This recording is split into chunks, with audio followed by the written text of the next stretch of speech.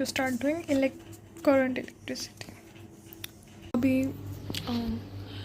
Morning हो गया है, 12 बज गए हैं. अभी मेरा कंप्लीट हुआ है करंट इलेक्ट्रिसिटी. मैंने जो गोल बनाए थे सब भाड़ में गए, सब की हो गया डैश.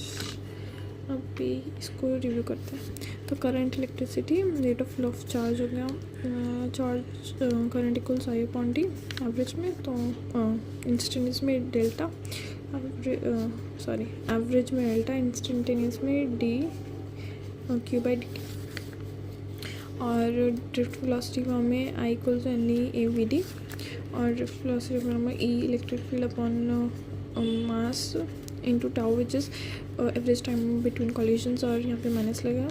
और ओम्स लॉ माइक्रोस्कोपिक में जो electric field equals rho drift क्या है current density, electric field into resistive into current density. और रेजिस्टिविटी का फॉर्मूला होता है mass of electron upon N E square tau. और फिर रेजिस्टिविटी हमारे पास हो जाएगा रेजिस्टेंस बॉडी का R equals rho L by A, ये पता है. और कट ज्वाइन करेंगे तो डायरेक्टली प्रोपोर्शनल नहीं होगा, बट अगर स्ट्रेच कंप्रेस करेंगे तो एल करके होगा प्रोपोर्शनल. फिर उसके बाद ओम्स लॉ देखे तो V equals R direct proportional. और सीरीज कॉम्बिनेशन आई सेम होगा.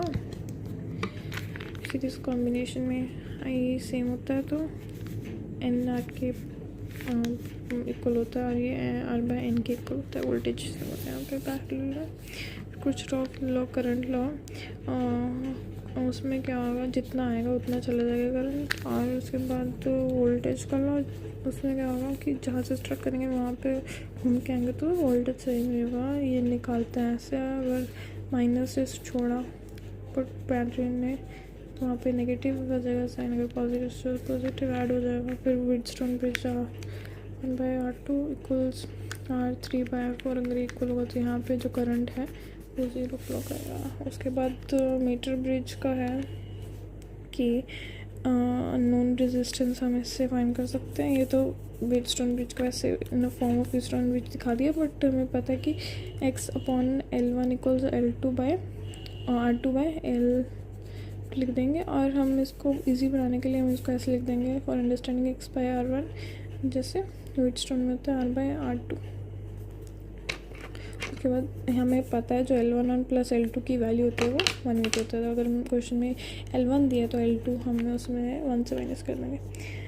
और internal resistance terminal voltage battery का, तो ये रियल बैटरी है, उसमें इंटरनल रेजिस्टेंस है. तो हमें बैटरी का वोल्टेज निकालना है. तो B A minus B V B minus V equals E minus I R is ये रेजिस्टेंस. तो वोल्टेज आ जाएगा. सीरीज में तो हम ऐड ही करते हैं, इक्वलेंट को भी ऐड करते हैं. पैरेलल में वही 1/R इक्वलेंट. और अगर हमें पैरेलल में ये निकालना है इक्वलेंट अपन आर इक्वलेंट, तो ये फॉर्मूला होगा, उसे याद ही करना है.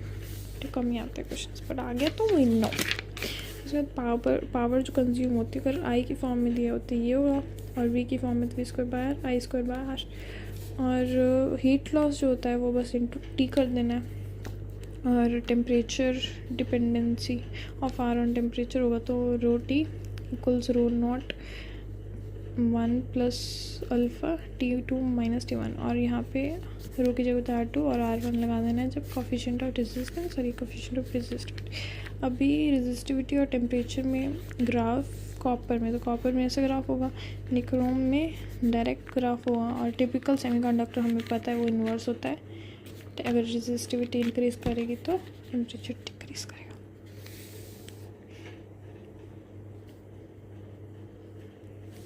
और कन्वर्जन ऑफ गैल्वेनोमीटर एमीटर में, तो आइडियल एमीटर हमें पता है R0 होता है. उसमें क्या होता है, एमीटर वैसे तो पैरेलल में लगता है, पर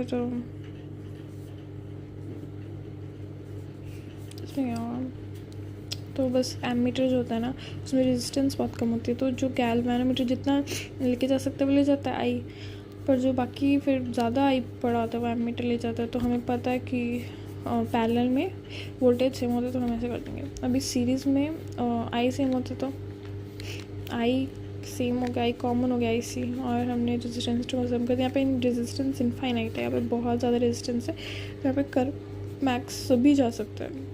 तो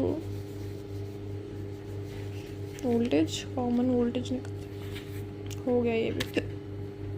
अब मैं कैपेसिटर स्टार्ट करूँगी और जल्दी से बस 5 मिनट में कर लूँगी। अभी टाइम हुआ है 12:01 हो गए। कैपेसिटर वाला चैप्टर हो गया। जो चार्जिंग डिस्चार्जिंग वाला टॉपिक है that I will do with EMI। और अभी टाइम हुआ है बहुत ज़्यादा टाइम हो गया, 40 हो गया। और अभी देखो ये रिव्यू करने थे। क्या इक्वल्स CV होता है, और जो कैपेसिटेंस होता है, कैपेसिटी होती है कैपेसिटर की, वो 3 चीज़ों पे डिपेंड करती है, शेप और साइज़ पे, डिस्टेंस पे, मीडियम किस मीडियम है प्लेट्स। और पैरेलल में क्या होगा, पैरेलल प्लेट कैपेसिटर का फॉर्मूला होगा, पैरेलल प्लेट है क्या है, आई डोंट नो, बस C equals A/0/D। Spherical capacitor होगा C equals AB/K which is वो 1/4 πε0 B-A। और एनर्जी हाफ CV² या फिर Q²/2C इक्वल्स हाफ QV। और सीरीज़ में आई सेम होता है हमें पता है, पर इसमें अपोजिट होगा, जैसे रेजिस्टेंस और उसमें होता है वोल्टेज में, इसमें अपोजिट होगा, पैरेलल में प्लस होगा। कैपेसिटेंस अगर डाइलेक्ट्रिक K ऐड हो रहा है तो वो बस K टाइम्स हो जाएगा, ओल्ड के न्यू हमारा कैपेसिटेंस।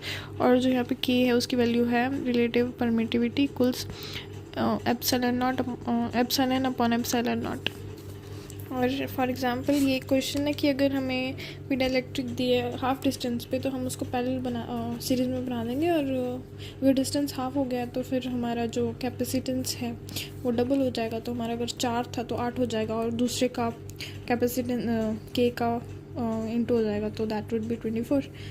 तो फिर हमारे पास इक्विवेलेंट आ जाएगा 6μF हो गया। अभी आई विल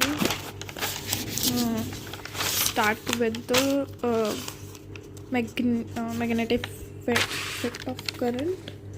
एंड मैंने कल ही थोड़ा टाइम नहीं किया था, बाकी ये बुक कॉपी में और कुछ भी नहीं किया हुआ है, जस्ट लिविंग वर्ल्ड किया था थोड़ा सा, और बायोलॉजिकल स्टार्ट करने वाली थी। पर पहले मैं अभी मैग्नेटिक इफेक्ट कंप्लीट करूँगी, उसके बाद दिखाऊंगी कौन सा चैप्टर करना है।